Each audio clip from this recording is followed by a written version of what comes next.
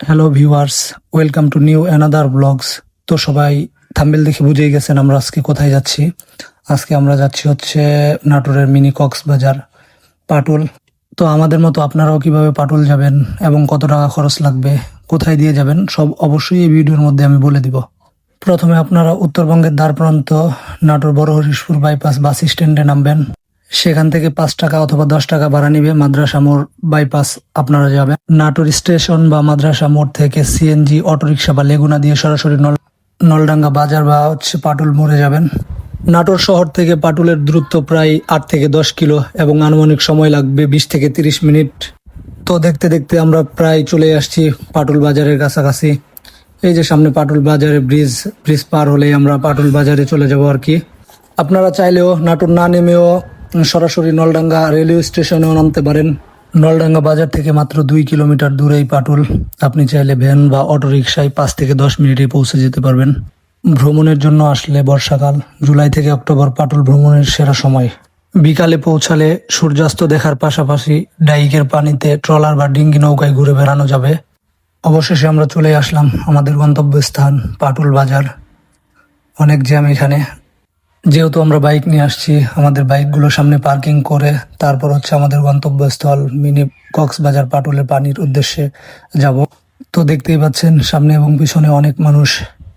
অবশেষে পৌঁছে গেছি ওয়াচ টাওয়ারের উপরে। এই যে দেখেন কত মানুষ আসছে বিকেল সময় ঘোরার জন্য। আপনারা যেখান থেকে আমাদের এই ভিডিওগুলো দেখতেছেন অবশ্যই লাইক, কমেন্ট, শেয়ার করবেন, বেশি বেশি করে সাবস্ক্রাইব করবেন। এখন আমরা ওয়াচ টাওয়ার থেকে নিচে নামবো এবং হচ্ছে আমাদের যে কোনো একটা নৌকাতে আমরা উঠবো। অবশেষে অনেকক্ষণ চেষ্টার পরে আমরা একটা নৌকা রিজার্ভ পেয়েছি, যেটাতে মনে করেন 200-250 লোক আছে। 5 থেকে 7 মিনিট অপেক্ষা করার পরে আমাদের নৌকাটি চললো পাটুল 0 পয়েন্টের উদ্দেশ্যে।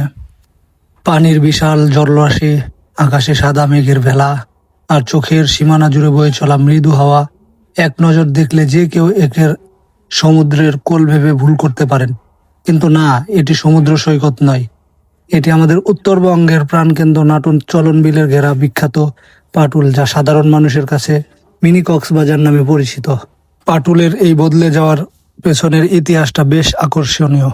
একসময় এটি ছিল চলন বিলের আর 10টি সাধারণ গ্রামের মতোই একটি শান্ত জনপদ। বর্ষাকালে যখন চারিদিকে পানিতে থই থই করত, তখন গ্রামের মানুষগুলো যাতায়াতের জন্য ছিল শুধুই নৌকা। নাটোর জেলা শহর থেকে নলডাঙ্গা হয়ে গুরদাসপুর যাওয়ার যোগাযোগ ব্যবস্থাকে সহজ করতে আশার আলো নিয়ে আসে 2002 থেকে 2003 সালের দিকে নির্মিত একটি ডাইক বা সাবমার্সিবল বাঁধ। পানি উন্নয়ন বোর্ডের এই বাঁধটি বর্ষায় পানির নিচে তলিয়ে যেত আর শুষ্ক মৌসুমে ভেসে উঠত। কিন্তু এই বাঁধ নির্মাণের পরপরই উন্মোচিত হয় এক অপরূপ সৌন্দর্য। বর্ষাকালে যখন চলন বিল কানায় কানায় ভরে ওঠে, তখন পিচ ঢালা সড়কটির দুই পাশে থই থই করে উত্তাল জলরাশি। দূরে দিগন্ত জোড়া পানি আর মাথার ওপর খোলা আকাশ দেখে মনে হয় এক টুকরো সমুদ্র সৈকত। আস্তে আস্তে এই দৃশ্য দেখতে স্থানীয় লোকজনদের সমাগম বাড়তে থাকে। পানির মাঝে একা জেগে থাকা পাকা রাস্তা, ঢেউয়ের গর্জন পর্যটকদের এতটাই মুগ্ধ করেছে যে স্থানীয়রা ভালোবেসে এর নাম দিয়েছে মিনি কক্সবাজার। আজকের পাটুল শুধু একটি পর্যটন কেন্দ্রই নয়, এটি স্থানীয় হাজার মানুষের জীবিকার উৎস। ট্রলার কিংবা ডিঙি নৌকায় ভেসে চলা, সূর্যাস্তের মনোরম দৃশ্য আর তাজা মাছের স্বাদ নিতে প্রতি বর্ষায় দূর দূরান্ত থেকে ছুটে আসেন হাজারো মানুষ। ইতিহাস আর প্রকৃতির অদ্ভুত এক মেলনবন্ধনের নামই হলো পাটুল মিনি কক্সবাজার। এক মুহূর্তের জন্য ভুলেই গিয়েছিলাম আমরা বর্তমান এখন কোথায় আছি।